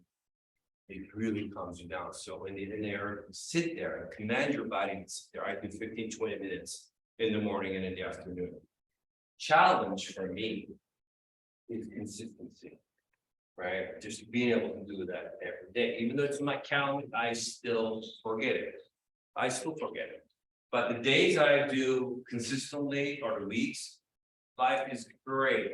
Nothing gets you like this invincibility around you, you know, because you're tapping into something so much more than just your body in a way. So these are benefits. So I highly recommend you seek out meditation. I've had friends, people I know, like, dude, I've never done that. Like, I have ADD, all kinds of things. I can sit still, like they're into business people and stuff. And they went through life events and, you know, when the pain became too much, they had to do something, and then they started to open up to it. They start very slow. Don't go and start on a room immediately. Do this. Sit there for like 2 minutes. Close your eyes. Usually, you can play music. You can use sound at first. It doesn't have to be silence. Just something for your mind to check out.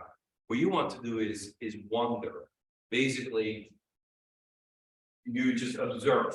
Become an observer, right? Instead of a participant in life. So your thoughts come and go, and you realize, wait a minute, like, I can't believe I've been having these thoughts, but they actually mean nothing. So you in that space, your clarity just amazing. Anyway, some of the tools I use, something in the mindset, like psychology, CSC, it stands for self-evaluation, right? I do this with myself regularly, right? So overall assessment and evaluation of yourself. This is the psychology, right? So basically, these are the areas that I work on, right? Self-esteem, right? Your self-worth, self-acceptance, self-efficacy, your ability to achieve desired outcomes and act on your will, right? Locus of control, this is a big issue. This is where a lot of people have problems, where if you believe internal events, you can affect the world versus the world affecting you, right? So I want you to really explore, understand these things, and there's one more. Emotional stability or neurons. So this gets into psychology. It's called core self-evaluation. And I do this with myself, the people around me, and I'm doing consultations. These are the sort of 4 domains I'm looking, right? So is this making sense? Right? So this is one of the tools I use. The second one is Ocean model. Basically, it's a framework to categorize personality traits. A lot of the tools out there utilize this, like DISC, Myers-Briggs. These are all personality traits. Majority of them use this as a foundation to come up with their own tools, right? So these dimensions basically capture the most prominent and widely recognized traits that differentiate individuals. So O stands for openness. How much of the person is open? C stands for conscientiousness. E is extroversion, A is agreeableness, N is neuroticism. And then each one has its subcategories, right? Like extroversion, enthusiastic versus assertive, and then you go to all of that stuff. So study this as well and utilize this with people you interact with. Because we're constantly in talking to people, right? Engaging with clients or potential prospects. And the more you have tools to get the nitty-gritty of people, the more time you will have to do everything else in life, right? Especially if you're new, right? How many of people are here newer licensed? Any new licensees? Great, right? So what are the challenges, right? Where do you find business? Right, right. What are your challenges you're having? You're being your license. Doesn't matter, but where you challenge? Right, your first chance to get your license, but let me tell you, that license is so much more than just, what it is that you see now. It's a way of life, right? It's a possibility. And real estate is an amazing industry to get into because there is really not much. The learning curve, you pay like $2,000, everybody's licensed, and I have to tell you, there's so many, like, it's easy to get into. There are realtors everywhere. I say coffee shop, at least 20, half of the people have licensed, right? But it's very hard to stay in it and stay longer with it. You'll realize most of the people usually eventually get fizzle out. Your attrition rate, I don't want to scare you, just being realistic, right? This is why we're having these conversations. We're gonna have these fears and dots and all of that stuff. It's gonna come down to, I covered earlier, your necessity, right? How much do you want this?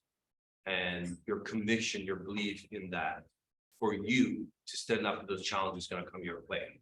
How much time are you gonna get comfortable being uncertain, with having doubts and having fears, right? So a lot of that is going to really challenge you. It's always going to challenge you because you're always, it's like you don't have a job in real estate, like 9 to 5, every day you have a new job. Because you're meeting new people, they don't know who you are. Yeah, they see your social media, all of that stuff, but every time it's a new experience. And you have to influence people every single time. So that means you have to be put on the test every single time, right? And you're gonna take this personally. Or you're gonna go into your fears. I had to overcome a lot of limiting beliefs, like you said about social media, right? If you don't want to do it, great, no problem. And you can, like I'm not as much, but world has changed.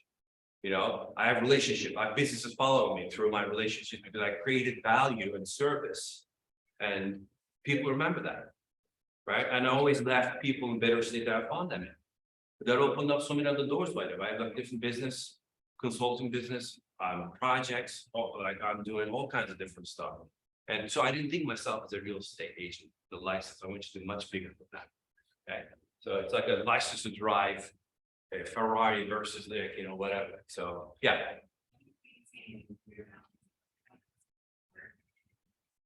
So that's major struggle. You're always going to struggle with that. Right? When your work is doing great, something else is suffering. Relationships and stuff. So you're always going to be act of balance. There is not a fully balance. I can tell you that. I haven't found balance, but I'm always in the act of balancing.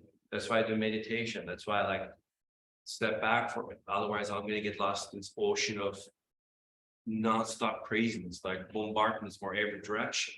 Right. This is why I talked earlier, came a little earlier, late, meditation and other things to focus your mind on those things that matter. You also need to become very good at having uncomfortable conversations with people. Okay, including yourself. You have to learn new things you don't want to learn. Right? Again, but if you do feel this is necessary, right, and you have to do it, you'll find ways to do that. You'll have to have conversations with people around you, your loved ones. That's a good question, right? So my parents, people are close to me, they know me, like, unfortunately, the job, when a lead comes in, I'm sorry, everything drops, except like kitchen's on fire, or somebody's having a baby, everybody's like, where did you disappear? I'm at the dinner, I'm gone, somebody's birthday, whatever, I'm like, where are you? Sorry, I'm leaving. But they know that. I had a previous conversation, hey, like, this is what that's great, and you can do that, set expectations with people, so they start respecting you. So a lot of it is role modeling in that regard. Right, so I have to lead the way, while there is, especially my family, my close circle. So I have to do that behavior, right, for them to see that me talking is not going to do. So action is the key. So anyway, you're always in active balance, and having conversations with people around you, respect your time. I've learned that in my family, in my culture, I grew up in a different country. Like I was 14 when I first came here, like nothing, English, nothing. That we grew up without any boundaries. I didn't even know the word boundary with people. It's just insane. Everything's a mess. Everyone's bumping their emotions onto you. Like, dude, I don't need to know that stuff. Keep it to yourself. Or just give me something that I can use with, not just hot potato emotion, and now we'll deal with that. So we don't know boundaries. So I had to have conversations with people close to me around there. Especially culture like that in Europe, Mediterranean, Middle East, there's nothing, everything's up in the air. So I had to learn boundaries and things like that. Okay. T4AS, another great book, changed my life. Have you guys ever read the 4 Agreements? Right, great book. Basically, 7 principles for personal freedom and transformation. I mean, I can tell you so many books. I mean, my Audible has 300 books in there. Not only my library, but after you get older too, there's a certain point where, like, I got also, by the way, got lost in learning, right? And then I went to all the seminars, traveled the country. I'm excited, like doing these things with amazing people. Like, God, I already know all this stuff, and then like hot air goes away, right? Because again, I think the most crucial thing in life is integration, right? Motivation, mindset, and doing that, taking action based on that, right? So I got lost in learning, so don't fall into that trap either. And I also realized most people need to actually unlearn. Majority of us need to unlearn the things I learned. Most of the things I learned about life was wrong, by the way. People had good intentions, my parents, family, culture, environment, but they're all crap. They did the same thing that previous generation gave them. Hey, like, this is working, use that, right? Especially the first 7 years. A lot of things we know in life is it's just not true. You know, so you need to be very curious. I'm fortunate that when I was stuck, my primary drive in life is love of learning. And then spirituality, love, compassion, all of those things. So when I'm having a hard time struggling, that's what I'd get into, you know. And anyway, so the 4 Agreements help me a lot in daily life, right? It actually comes from the Toltec wisdom. It's a great framework, an awesome book, basically, right? Be impeccable with your word. That's one of the first agreement. Don't take anything personally. I still struggle with that. Why? Because my ego always wants to be somebody every single day. Non-stop, it's like neurotic, right? So I have to catch myself. That's why the meditation, knowing these things, understanding your nature, allows you to move over outside your ego, right? Your mind. So don't make assumptions, my goodness. Yeah, right. These are all good assumptions. And then always do your best. No matter what I'm doing, I'll always do the best possible. Right. And because I know how I do one thing is how I do everything. Right. That's sort of the standard of what happens. So great book. If you haven't read it, really get it, or Audible, study these things. Habit loop. Okay, so we talked about in the beginning, right?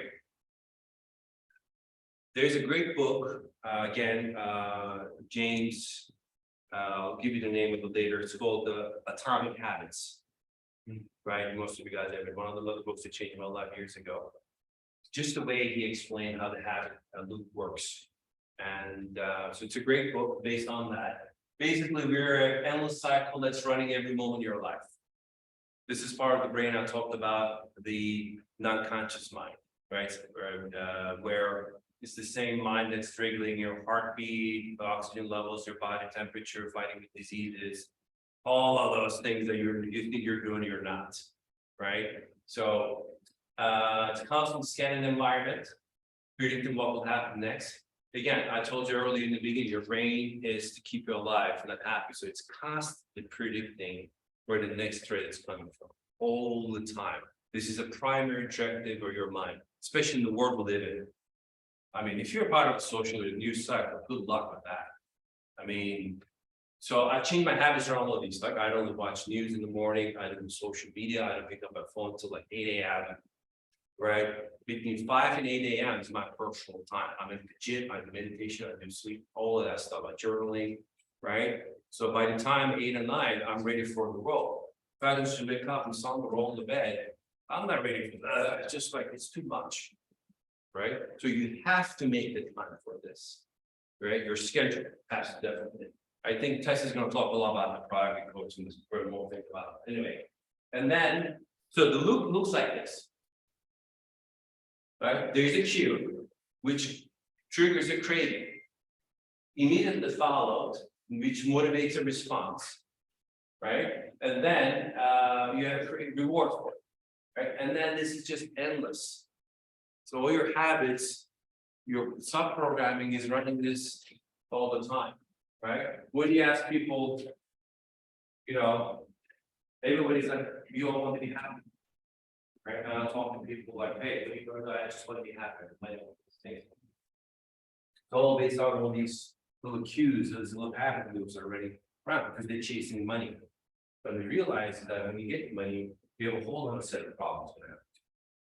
Right, you don't go, oh shit, this is what people like, what, you know, so again, depends on what motivates you.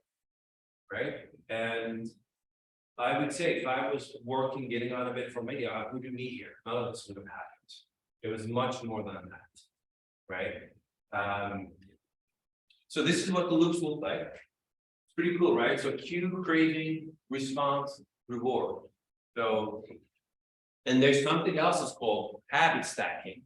So what I've done in the mornings is that, for example, I have a major problem for some reason drinking water. My family, it's just like medicine. I have to constantly remind myself to drink water. It's ridiculous. I don't know why. So when I brush my teeth, immediately I drink the water. When I eat right before I eat something, so I stack these things together, connecting them, right? Night before. Right, all my clothes, everything is ready, my gym bag is ready to go in the morning. So I do certain things, I do everything else. So habit stacking is extremely effective too. So look for that. There's habit stacking. It's easy. You tie a few habits together, helps you overcome the redundancies you have. Okay. Mental diet. So take your daily dose, right? And I love this quote, always reminds me when I'm struggling, right? When life seems tough and you wonder why, remember the teacher was quiet during a test. So I spend every day, so I have alarms and triggers, right? I literally in my calendar, just like I set in a time with myself on my calendar to do certain things. So I'm not able to do that with myself. We can do other people. Your clients, everybody wants to get your time, right? So I'm teaching myself how to be respectful of my own time, putting things on calendar, right? So the meanings in my life, right? My purpose, where my focus is during the day. I will get into it, but I actually have alarms. I ask these questions myself, right? At the end of the night, I have something pops up every night, 9 o'clock. Go through all these questions, right? What stays on my mind? And am I taking uncomfortable action? I'm getting out of my comfort zone.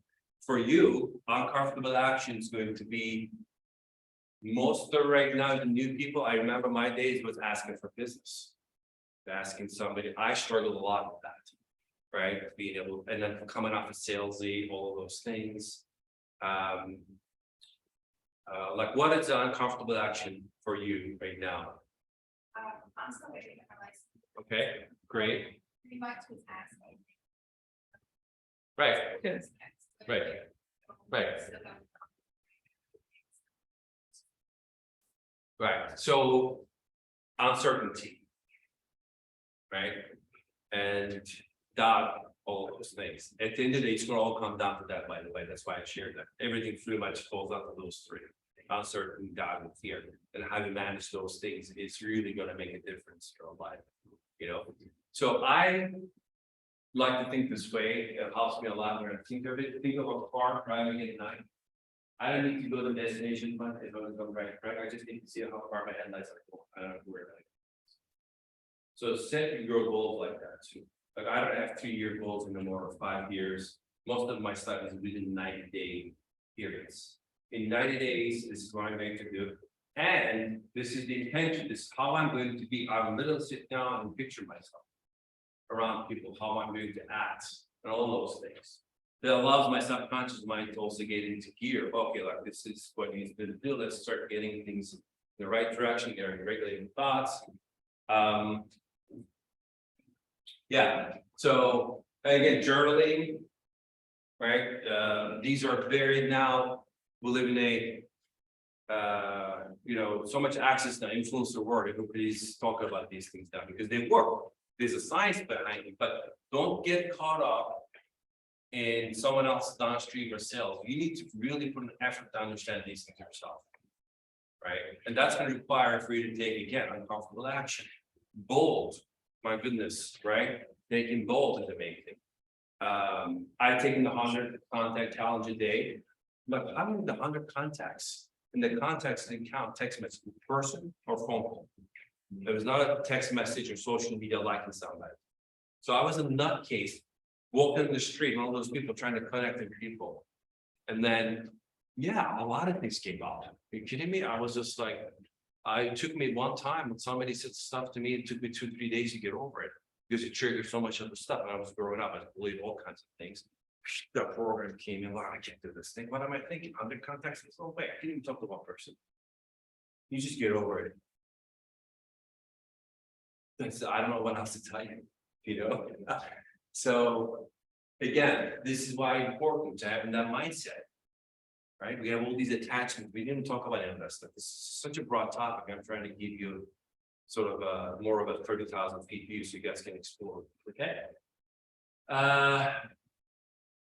These are the things that help a lot in the pandemic, and it does all the day, this too shall pass.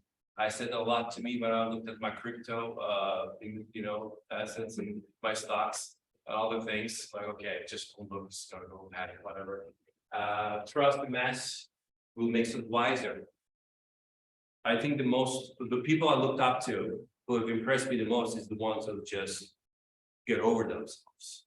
And they dedicated themselves to a much higher, bigger purpose in their life. They overcome their circumstances, whatever it is they were stuck with.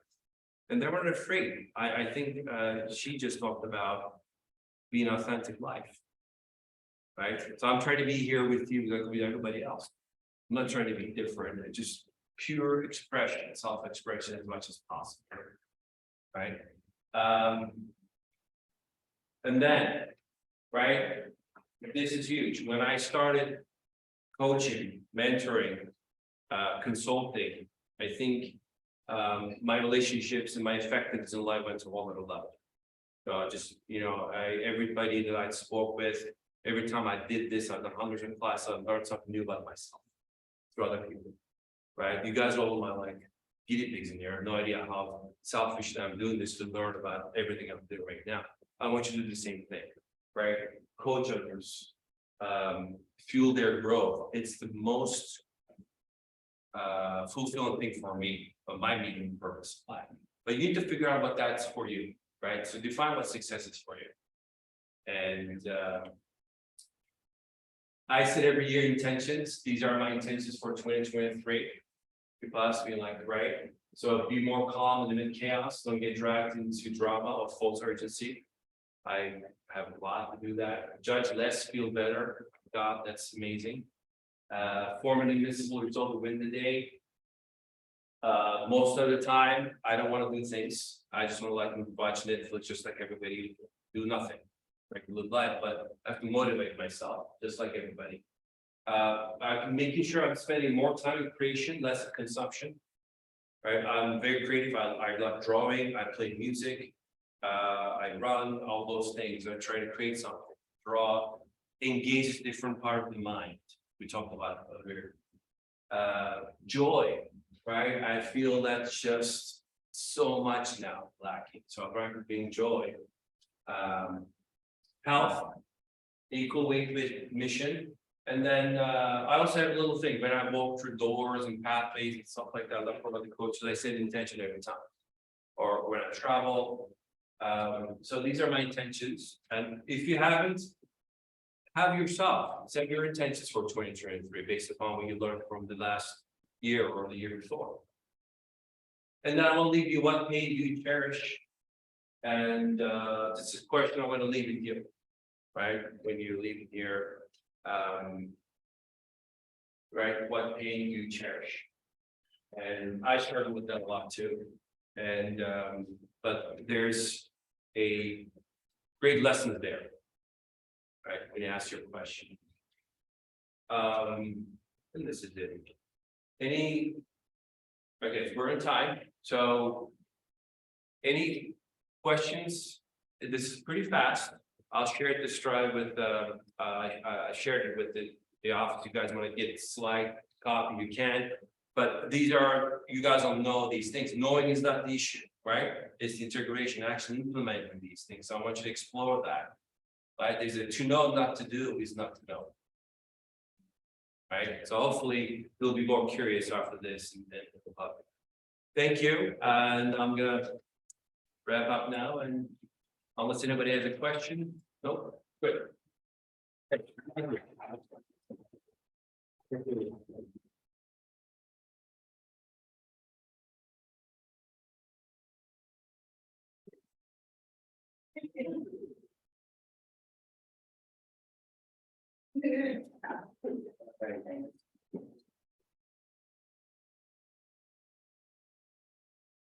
I'll make sure I signed out.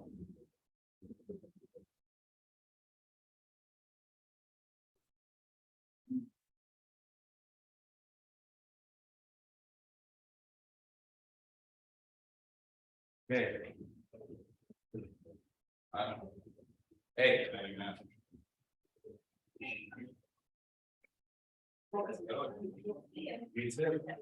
Great. Yeah, that's good. Oh,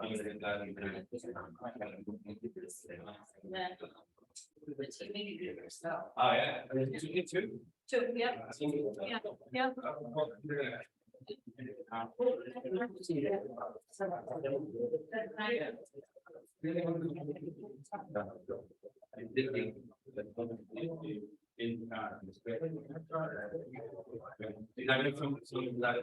Or is it go back? Yeah, I think we want to start with my mind again. I'm